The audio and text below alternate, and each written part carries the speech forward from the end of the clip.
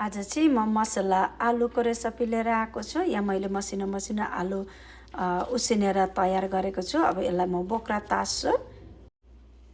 यहाँनिर आलु मैले सबै तासिसकेँ। यहाँ मैले मसला तयार गरेको छु। यहाँ मैले धनियाँ लिएको छु, अलिकति मरिच लिएको छु। यहाँ मैले 6-7वटा दाना, एउटा खोर्सानी लिएको छु सुकेको। हजुरहरू धेरै पिरो खानुहुन्छ भने धेरै खोर्सानी राख्दा पनि मिल्छ। अनि सौंफ लिएको छु, अजवाइन लिएको छु, अनि जिरा लिएको छु। यसलाई चाहिँ मैले अब आगो पालेँ अनि यसलाई म एकछिन सेकाउँछु।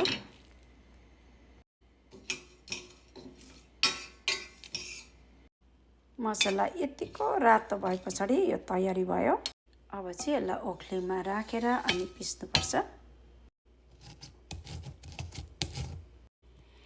मसला मेरो यहाँ तयारी भएको छ। मैले यतिको बनाएर पिसेको छु। यसलाई यहाँ बोटकामा राख्छु म।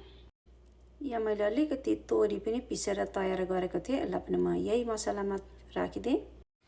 यहाँ मैले तावामा तेल राखेको छु। अब यी आलु सबै यहाँ राखेर एकछिन फ्राई गर्छु।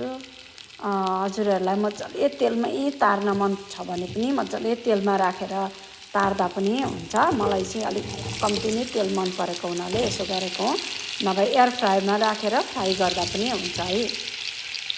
अब यतिकै म यसो फर्काउँदै अलिक रातो हुन्जेलसम्म यसलाई फ्राई गर्छु म।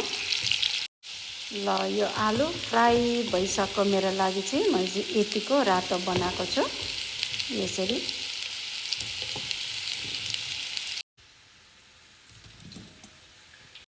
आलु सबै यहाँ बोलमा निकालिसकेँ। अब यसको लागि मसला तयार गरौँ है त। अघि आलु फ्राई गरेकै तावामा यहाँ तेल अलिकति रहेको छ। त्यसमा मैले जिरा राखिदिएँ, तोरी राखिदिएँ। मसला यहाँ पड्किन थाल्यो। अलिकति हिङ राखिदिन्छु म यहाँ। अदुवा लिएको छु, अदुवालाई राखिदिएँ। अब यसलाई एकछिन चलाउँछु म। मैले टमाटर ब्लेन्ड गरेर राखेको छु, यसलाई यहाँ राखिदिन्छु। हल्दी, रातो खोर्सानीको पाउडर, स्वादअनुसार नुन। यसलाई मजाले मिक्स गरेर चाहिँ यो टमाटर मजाले पाकुन्जेलसम्म पकाउँछु बेला। यसमा अलिकति म बिरे नुन पनि राखिदिन्छु। यसको स्वाद साह्रै मिठो आउँछ। हल्का मैले बिरे नुन राखिदिएँ। अलिकति मैले कस्तुरी मेथी पनि लिएको छु, यसलाई पनि राखिदिएँ। अघि तयार गरेको मसलालाई राखिदिन्छु यहाँ। यसलाई मजाले मिक्स गर्छु। मैले हल्का पानी पनि राखेँ है यहाँ मसला पाक्नको लागि। यो मसलालाई छोपेर 2 मिनट जति पकाउँछु म।